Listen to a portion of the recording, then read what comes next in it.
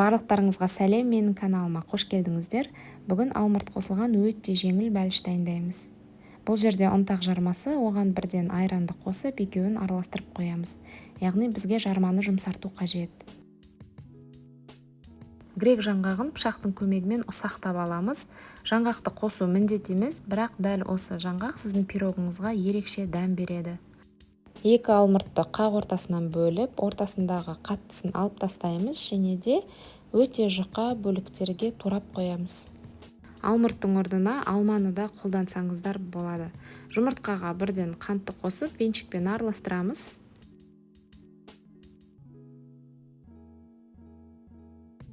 Кейін оған ерітілген немесе жұмсақ сары майды қосамыз.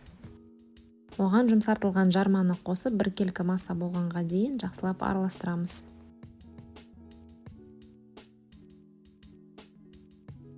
Соңында електен өткізілген ұн, қопсытқыш және де жаңғақты қосып жіберуіңізге болады.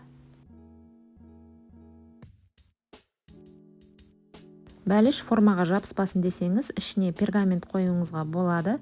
Мен осылай сары май жағып, ішіне ұнтақ жармасын сеуіп қойдым. Қамырды формаға құйып, толық тегістеп шығамыз.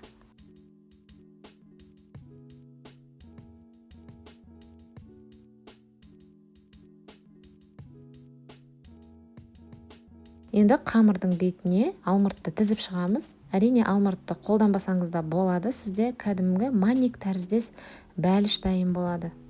Алмұрттың үстіне шамалы қант және де жаңғақ сеуіп қойыңыз.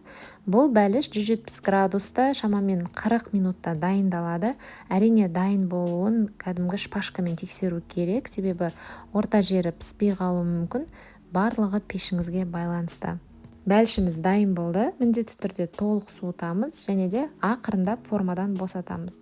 Бастапқыда формаға жарма себілгендіктен біздің бәліш оңай шешіледі. Осылай оңай дайындалатын бәліштермен отбасымды қуантамын. Сіздер де жасап көріңіздер. Егер де видео ұнаса, лайк басып, каналыма жазылып қойыңыздар.